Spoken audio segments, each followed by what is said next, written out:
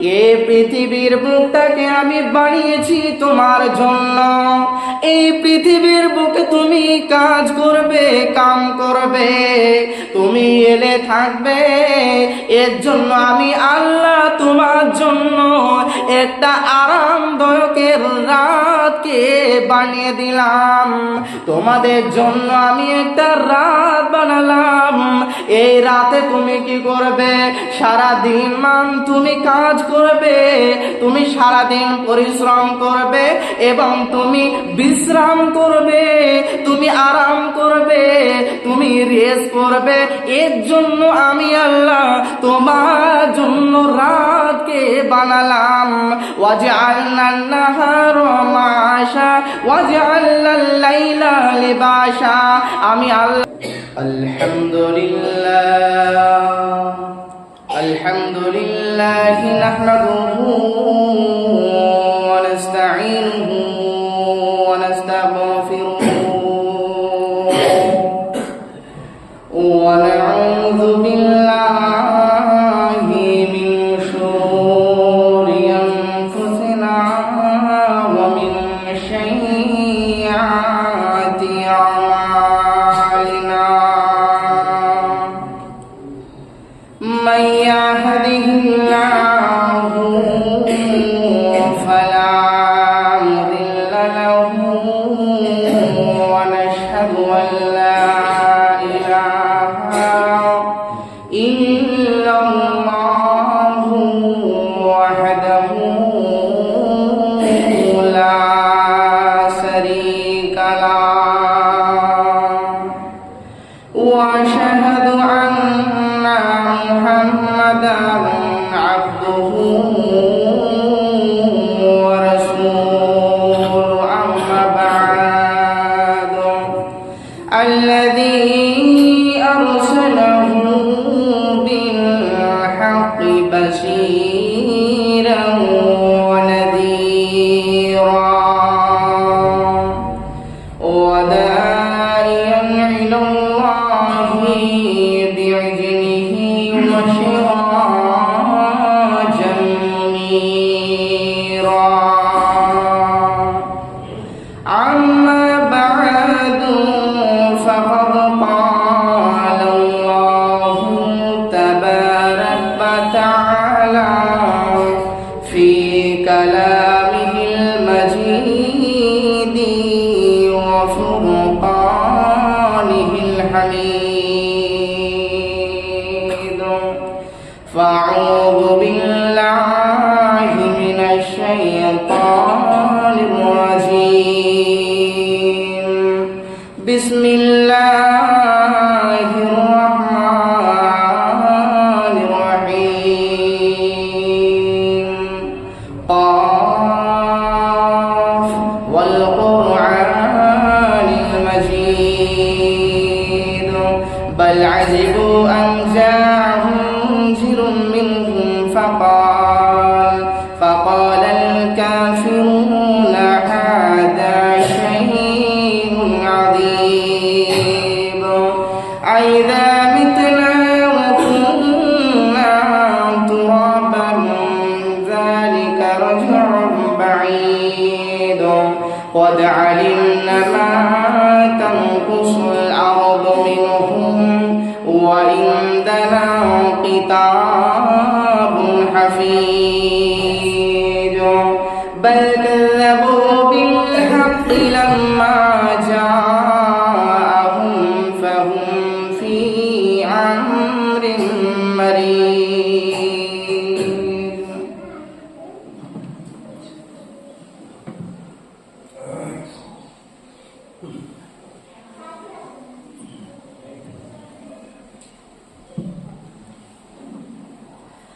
نحمده ونصلي على رسوله الكريم.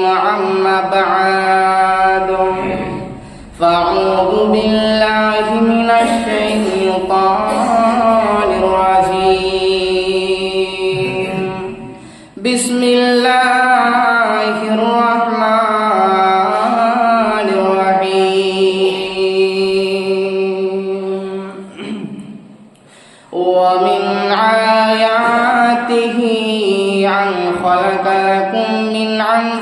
عليكم أزواجا لتسكنوا إليها وجعل بينكم مودة ورحمة إن في ذلك لآيات لقوم يتفكرون بسم الله الرحمن الرحيم ألم نجعل الأرض مهادا والجبال أوتادا وخلقناكم أزواجا وجعلنا نومكم سباتا وجعلنا الليل لباسا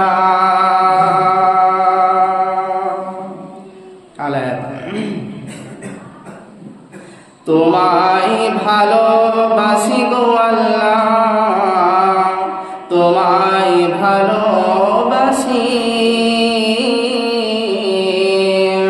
তোমায় ভালোবাসি বলে তোমার কাছে আসি, তোমায় ভালোবাসি গো মাওলা, তোমায় ভালোবাসি, তোমায় ভালোবাসি বলে তোমার কাছে আসি। সকালে আসি, দুপুরে আসি, বিকালে আসি, আর এ সন্ধ্যায় আসি, রাত্রে আসি, আসি পঞ্চবার। সম্মানিত সুযোগ্য দিনদার ইমানদার জুমার মুসল্লিবৃন্দ, সমস্ত প্রশংসা সে মহান আল্লাহ তাবারক ওয়া তাআলার জন্য, যিনার অশেষ কৃপায় আজকে এই জুমার দিনে উপস্থিত হওয়ার সুযোগ পেয়েছি বা পেরেছি, তাই সংক্ষিপ্ত ভাষায় বলুন আলহামদুলিল্লাহ। তারপরে করে ধর্মের গুরু, কর্মের নেতা, মা আমিনাল্লাহ মুরুদুলাল আকাই নন্দা তাজদারে মদিনা আহমদ মুস্তাফা মোহাম্মদ মুস্তফা আখিরি নবী মুহাম্মদুর রাসূলুল্লাহ সাল্লাল্লাহু আলাইহি ওয়াসাল্লাম, তিনার উপরে সকল সকল দরুদ ও সালাম বর্ষিত হোক। সকলে বলুন আল্লাহুম্মা সাল্লি আলাইহি আল্লাহুম্মা বারিক আলাইহি। ক্বালা রাব্বি ইশরাহ লি সাদরি ওয়া ইয়াসসির লি আমরি ওয়াহলুল উকদাতাম মিন লিসানি ইয়াফকাহু রাব্বি জিদনি ইলমা, রাব্বি জিদনি ইলমা, রাব্বি জিদনি ইলমা। সম্মানিত শ্রোতা মণ্ডলী, আজকে আমি আপনাদের সম্মুখে যে বক্তব্য বিষয়টি নিয়ে রটায়মান হয়েছি সেটা হচ্ছে আল্লাহর নিদর্শন এবং পৃথিবীর নিদর্শন। তো আল্লাহ তাবারক ওয়া তাআলা আমাদেরকে অনেক কিছু নিদর্শন দিয়েছেন, দেখিয়েছেন।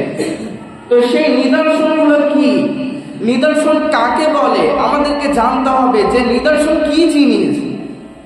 তো আল্লাহর নিদর্শন এমন একটা জিনিস যে আপনি একটা গাছ দেখলেন, আপনি গাছ পাতা, আপনি যা কিছু পৃথিবীর বুকে দেখছেন, আপনার চোখ দ্বারা যা দেখছেন সব কিছু হলো আল্লাহর নিদর্শন।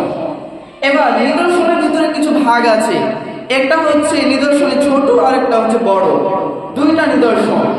তার মধ্যে আল্লাহ তাবারক ওয়া তাআলা মানুষ বানালেন এবং মানুষের চোখ বানালেন, মুখ দিলেন এবং তিনি কান দিলেন শোনার জন্য। এগুলো সব কিছু আল্লাহ তাবারক ওয়া তাআলার নিদর্শন। আল্লাহ রাব্বুল আলামিন বললেন যে তোমাদেরকে আমি যে পৃথিবীর বুকে গাছপালা দিয়েছি, পাহাড় পর্বত দিয়েছি, সেগুলো তোমরা দেখো, কারণ এগুলো হলো আমার নিদর্শন।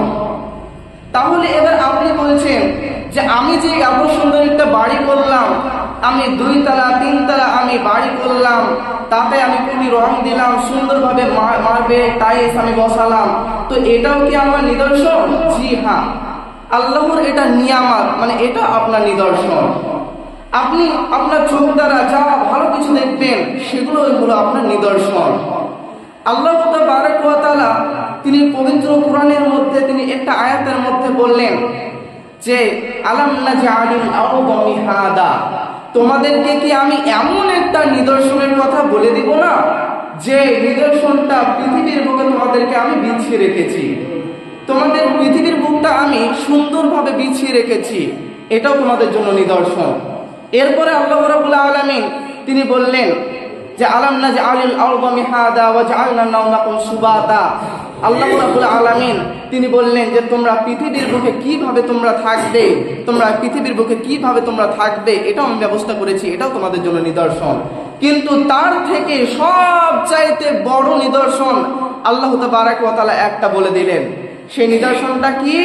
আল্লাহ রাব্বুল আলামিন বললেন বিসমিল্লাহির রহমানির রহিম ওয়া মিন আয়াতিহি আন খালাকা লাকুম মিন আনফুসিকুম আজওয়াজা লিতাসকুনু ইলাইহা ওয়া জাআলা বাইনাকুম মাওয়াদ্দাতান ওয়া রাহমা ইন্না ফি যালিকা লাআয়াতিন লিকাওমিন ইয়াতাফাক্কারুন। আল্লাহ রাব্বুল আলামিন বললেন ওয়া মিন আয়াতিহি, তোমরা কি আমার নিদর্শন দেখেছো? আমি তোমাদের জন্য জমিনকে বানালাম। তোমরা কি আমার নিদর্শন দেখেছো? আমি পাহাড়কে বানালাম। তোমরা কি আমার নিদর্শন দেখেছো?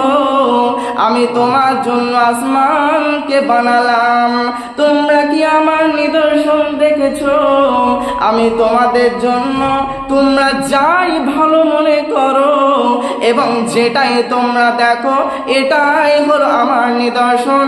কিন্তু তুমি শোনো, যা নিদর্শন আছে, যত নিদর্শন আছে, তার চাইতে সব চাইতে বড় নিদর্শন হলো, সেই নিদর্শনটা হলো ওয়া মিন আয়াতিহি আন খালাকা লাকুম মিন আনফুসিকুম আজওয়াজা লিতাসকুনু ইলাইহা ওয়া জাআলা বাইনাকুম মাওয়াদ্দাতান ওয়া রাহমা ইন্না ফি যালিকা লাআয়াতিন লিকাওমিন ইয়াতাফাক্কারুন।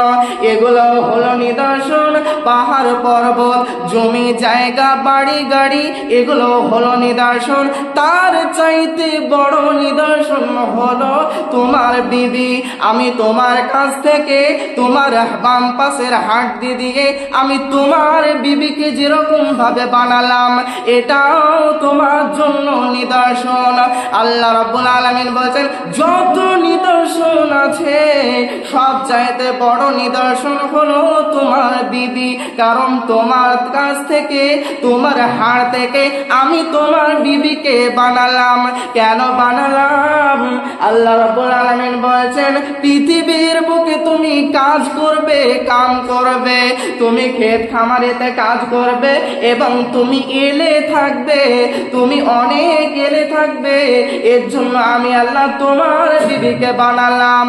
শুধু এই পর্যন্ত নয়, আল্লাহ তাআলা বলেছেন ওয়া খালাকনাকুম আজওয়াজা, আমি তোমাকে যেমন বানিয়েছি তোমার কাছ থেকে তোমার বিবিকেও আমি বানিয়েছি। পৃথিবীর বুকে যা আছে, যত প্রাণী আছে, আমি সব প্রাণীকে আমি জোড়া জোড়া বানিয়েছি। অথচ তুমি আমার নিদর্শন দেখে তুমি নিজেই তুমি সন্তুষ্ট থাকো। আল্লাহ রাব্বুল আলামিন বলছেন তোমরা যা কিছু পৃথিবীর বুকে দেখো না কেন সব নিদর্শন, কিন্তু সবচাইতে বড় নিদর্শন হলো তোমার বিবি, তোমার বউ, তোমার স্ত্রী। এটা সবচাইতে বড় নিদর্শন।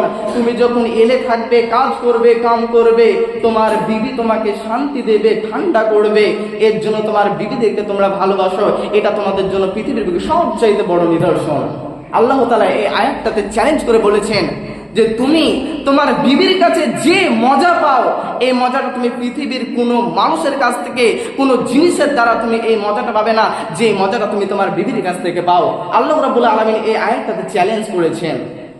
এরপরে আল্লাহ তাবারক ওয়া তাআলা তিনি এবার আরো আয়াত দিয়ে তিনি বললেন, আল্লাহ রাব্বুল আলামিন বলছেন বিসমিল্লাহির রহমানির রহিম وجعلنا نومكم سباتا وجعلنا الليل لباسا وجعلنا النهار معاشا। আল্লাহ রাব্বুল আলামিন বললেন, এই পৃথিবীর বুকটাকে আমি বানিয়েছি তোমার জন্য। এই পৃথিবীর বুকে তুমি কাজ করবে, কাম করবে, তুমি এলে থাকবে। এর জন্য আমি আল্লাহ তোমার জন্য একটা আরামদায়কের রাতকে বানিয়ে দিলাম। তোমাদের জন্য আমি একটা রাত বানালাম। এই রাতে তুমি কি করবে? সারা দিন তুমি কাজ করবে, তুমি সারা দিন পরিশ্রম করবে এবং তুমি বিশ্রাম করবে, তুমি আরাম করবে, তুমি রেস্ট করবে। এর জন্য আমি আল্লাহ তোমার জন্য রাতকে বানালাম। ওয়াজআলনান নাহারা মাআশা ওয়াজআলনাল লাইলা লিবাসা। আমি আল্লাহ তোমার জন্য রাতকে বানিয়ে দিলাম। আল্লাহ রাব্বুল আলামিন বললেন যে তুমি পৃথিবীর বুকে কাজ করবে, কষ্ট করবে এবং তোমার জন্য আমি রাত বানালাম। এই রাতে তুমি বিশ্রাম করবে, তুমি এই রাতে তুমি শান্তি নিবে, তৃপ্তি নিবে। আল্লাহ রাব্বুল আলামিন এই আয়াত থেকে আমাদেরকে এখান থেকে ছেড়ে দিলেন। এবার আমাদেরকে তাকাতে হবে সামনের দিকে, আমাদের পূর্বের মানুষের দিকে। আমাদেরকে আল্লাহ রাব্বুল আলামিন দেখেন, আল্লাহ রাব্বুল আলামিন বলছেন যে হে পৃথিবীর মানুষ, তোমাদের জন্য আমি বড় বড় কিছু নিদর্শন রেখেছি। এগুলো তোমরা কিভাবে উপভোগ করবে? তোমরা দুনিয়ার বুকে তোমরা ঘোরাঘুরি করবে, দুনিয়ার বুকটা তুমি ঘুরে দেখবে, দুনিয়ার জমিনটা তুমি ঘুরে দেখবে। আমার কত নিদর্শন আছে, আমি তোমাদের জন্য কত কিছু আমি করে রেখেছি, কত কিছু আমি তোমাদেরকে দিয়েছি। তোমরা যদি পৃথিবীটা ঘুরে দেখো তাহলে তোমরা দেখবে আমার নিদর্শনে পরিপূর্ণ করা আছে। তোমরা সেগুলো দেখো এবং তোমরা আমার শুকরিয়া আদায় করো। তাহলে আমাদেরকে এই পৃথিবী ঘুরে ঘুরে দেখতে হবে এই পৃথিবীর জমিনে কি কি আছে। আল্লাহ রাব্বুল আলামিন পৃথিবীর জমিনে কি কি আমাদের জন্য নিদর্শনের জিনিস রেখেছেন। আল্লাহ রাব্বুল আলামিন তো বলছেন তোমাদের জন্য সবই নিদর্শন, কিন্তু কিছু ছোট নিদর্শন এবং কিছু বড় নিদর্শন। সেই বড় নিদর্শনগুলো যদি তোমরা দেখতে চাও তাহলে তোমাদেরকে পৃথিবী ঘুরে ঘুরে ঘুরে দেখতে হবে। সেখানে তোমরা দেখতে পাবে, তোমরা পাহাড় দেখতে পাবে, তোমরা নদী নালা দেখতে পাবে, অনেক কিছু তোমরা দেখতে পাবে। এগুলো তোমাদের জন্য নিদর্শন। এবার আমাদের পূর্বের নিদর্শন দেখেন, অলৌকিক ঘটনার নিদর্শন। আমরা সকলেই জানি ফেরাউনকে। এই ফেরাউন একজন রাজা ছিল, মিশরের রাজা ফেরাউন। এই ফেরাউন কি করেছিল? সে নিজেকে আল্লাহ বলে দাবি করেছিল। শুধু এ পর্যন্ত নয়, তার বিবিকে এত জ্বালিয়েছে, তার বিবিকে এত অত্যাচার করেছে। সে হলো কে? সে হলো ফেরাউন। এই ফেরাউন কি করলো? ফেরাউন এক রাতে তিনি ঘুমিয়ে আছে, তিনি দেখছেন, স্বপ্নে দেখছেন যে বানি ইসরায়েল থেকে একটা আগুনের গুঁড়া তার বংশে আসছে, তার দিকে আসছে, তার গোত্রের দিকে আসছে এবং মিশরের দিকে আসছে। এবং মিশরের দিকে এসে তার মিশরে যত রাজপ্রাসাদ আছে, যত বাড়ি আছে, সমস্ত রাজপ্রাসাদ বাড়িকে এই আগুন দ্বারা তছনছ করে দিয়েছে, পুড়িয়ে ছাড়খাড় করে দিয়েছে। হঠাৎ সে তার ঘুম ভেঙে দেখলো যে আমি কি এমন ঘটনা দেখলাম, আমি কি এমন স্বপ্ন দেখলাম, তো এই স্বপ্ন কি সত্য? তখন সে অনেক লোককে ডাকলো যারা স্বপ্নই বুঝতে পারে, স্বপ্ন তাদেরকে ডাকা হলো এবং তাদেরকে বলল যে তোমরা এই স্বপ্নটার ব্যাখ্যা দাও। আমি আজকে রাতে এমন একটা স্বপ্ন দেখলাম যে আমি আজকে রাতে ঘুমিয়েছিলাম আর আমি স্বপ্ন দেখলাম যে আমার একটা বানি ইসরায়েল থেকে একটা আগুনের গুঁটা এসে আমার বংশে এসে, আমার রাজ্যে এসে আমার রাজ্যকে ধ্বংস করে দিচ্ছে, তছনছ করে দিচ্ছে। তো তোমরা ব্যাখ্যা করে দেখো। তখন তারা বলল যে আপনি যেটা দেখেছেন সেটা আপনি ঠিকই দেখেছেন। আপনার এই বংশে, আপনার রাজ্যে, আপনার দেশে এমন একটা সন্তান জন্ম নেবে, সেই সন্তানটা আপনার রাজ্যকে তছনছ করে দেবে, আপনার রাজ্যকে ধ্বংস করে দেবে। এই কথা বলল। তখন সে মনে মনে ভাবলো যে কে এমন সন্তান জন্ম নেবে যে সে আমার রাজ্যকে, আমার এই রাজপ্রাসাদকে ধ্বংস করে দেবে। সে মনে মনে ভাবছে এবং সে তার সৈন্যদেরকে বলল, তোমরা শোনো, তোমরা আজ থেকে তোমরা একটা কথা জেনে রাখো, আজ থেকে এই বানি ইসরায়েল গোত্রে যত সন্তান জন্ম নেবে তাদেরকে তোমরা মেরে দেবে, তাদেরকে তোমরা হত্যা করবে, একটাও তোমরা বাঁচিয়ে রাখবে না। সে এই সন্তুলন শুরু করলো এবং তার সৈন্যদেরকে বলল, তার সৈন্যরা তাই কাজ করলো। তার মধ্যে থেকে একজন সৈন্য বলল যে, মহাগুরু, আপনি যদি আমাদেরকে আদেশ করছেন যত সন্তান জন্মগ্রহণ করবে তাদেরকে সকলকে মেরে দেওয়া হবে, তাহলে সকলকে যদি আমরা মেরে ফেলি, হত্যা করি, তাহলে তো একজন মানুষ থাকবে না, তখন আমাদের নিজের কাম, আমাদের নিজের দায়িত্ব তো আমাদেরকেই বহন করতে হবে। তাহলে আমরা কি করব? আমি এই ঘটনাগুলো আপনাদেরকে সংক্ষিপ্ত বলতে চাই, যদি খুব বাড়িয়ে যদি বলতে চাই তাহলে হয়তো টাইমে বুঝবে না। তখন সে কি করলো, তখন এবার ফেরাউন ভাবলো যে ঠিকই তো বলেছো, যদি সবাইকে যদি মেরে ফেলা হয় তাহলে তো একটা মানুষ থাকবে না, আমরা তাদেরকে দিয়ে কাজ করাবো, এরকম মানুষ পাবো না, আমাদের নিজের কাজ আমাদেরকে হয়তো নিজেই করতে হবে। তাহলে তুমি এক কাজ করো, তুমি এলান করে দাও যে এই বানি ইসরায়েল গোত্রে যত মানুষ, যত সন্তান জন্মগ্রহণ করবে তাদের 1 বছর তাদেরকে তোমরা মেরে ফেলবে এবং 1 বছর তোমরা জিন্দা রাখবে, তারা বেঁচে যাবে। এই সন্তুলন শুরু করে দিল এবং তাদেরকে বলল, তখন ওই টাইমে, যে টাইমটা মারার, যে এই বছরটাতে যত সন্তান জন্মগ্রহণ করবে তাদেরকে সকলকে হত্যা করা হবে, ওই সময়ে একজন জন্মগ্রহণ করলো। সে কে? সে হলো মুসা আলাইহিস সালাম। এই মুসা আলাইহিস সালাম যখন জন্মগ্রহণ করলো তখন তার মা অনেক ভয়ে কাঁপছে আর বলছে, হে আল্লাহ, আমার সন্তান এমন সময় জন্মগ্রহণ করলো, আমার সন্তানকে ফেরাউনের সৈন্যরা তারাকে মেরে ফেলবে, আমার সন্তানকে কি আমি দেখতে পাবো না? এই কথা সে ভাবতে আরম্ভ করলো।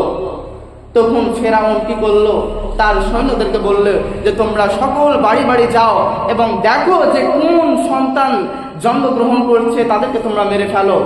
এমন তো অবস্থায় তার ঘরে ঢুকলো, মুসা আলাইহিস সালামের মায়ের ঘরে ঢুকলো এবং সে দেখতে পেল যে কোনো সন্তান নাই। মুসা আলাইহিস সালামের মা কি করেছিল, মুসা আলাইহিস সালামকে নিয়ে একটা চুলোর মধ্যে চাপিয়ে দিয়েছিল এবং হাড়ির মধ্যে সে চাপা দিয়ে রেখেছিল। তখন মুসা আলাইহিস সালামের মা তার কাছ থেকে তার সৈন্যরা এসে, ফেরাউনের সৈন্যরা এসে তাদেরকে চেক আপ করলো, কিন্তু কিছুতেই কিছু পেল না, তারা পালিয়ে গেল, সৈন্যরা পালিয়ে গেল। এরপরে এবার ফেরাউন কি করলো, তাদেরকে বললো যে তুমি কি কিছুই পেলে না? তখন বললো, না, একটাও সন্তান পেলাম না। তখন এবার মুসা আলাইহিস সালামের মা এবার কাঁদছে আর বলছে, হে আল্লাহ, আমার সন্তানকে আমি নিজের হাতে কি মেরে ফেলে দিলাম? তখন মুসা আলাইহিস সালামের মা যখন সেই চুলো থেকে যখন হাড়িটা যখন নামালো, তখন দেখলো তার সন্তান আগুনের মধ্যে খেলা করছে, তার সন্তান একটা আপেল নিয়ে সে কামড়াচ্ছে আর খেলা করছে। তখন সে আনন্দিত হয়ে গেল। হঠাৎ আল্লাহ রাব্বুল আলামিন তাকে বলল যে ফেরাউনকে বলল, ফেরাউন তুমি একবারে চুপ হয়ে যাও। এরপর মুসা আলাইহিস সালামের মাকে বলল, মুসা আলাইহিস সালামের মাকে বলল, তুমি শোনো, তুমি একটা সুন্দর একটা কাঠের মধ্যে তুমি বাক্স বানিয়ে তুমি তোমার সন্তান মুসাকে তুমি চাপিয়ে নদীর মধ্যে ভাসিয়ে দাও, আমি আল্লাহ রাব্বুল আলামিন তোমার সন্তানকে তোমার হাতে আমি ফিরিয়ে দেব। তখন মুসা আলাইহিস সালামের মা একটা কাঠের মধ্যে মুসা আলাইহিস সালামকে রেখে দিলেন এবং একটা নদীতে ভাসিয়ে দিলেন এবং ভাসতে ভাসতে ভাসতে সেই কাঠের ঠুঙিটা এমন একটা জায়গায় পৌঁছালো, সেটা হচ্ছে ফেরাউন রাজার তার একটা রাজপ্রাসাদ, তার সামনে পৌঁছে গেল। আসিয়া দেখতে পেল যে একটা বাক্স আমার রাজপ্রাসাদের সামনে, এই বাক্সটা আবার কি আছে?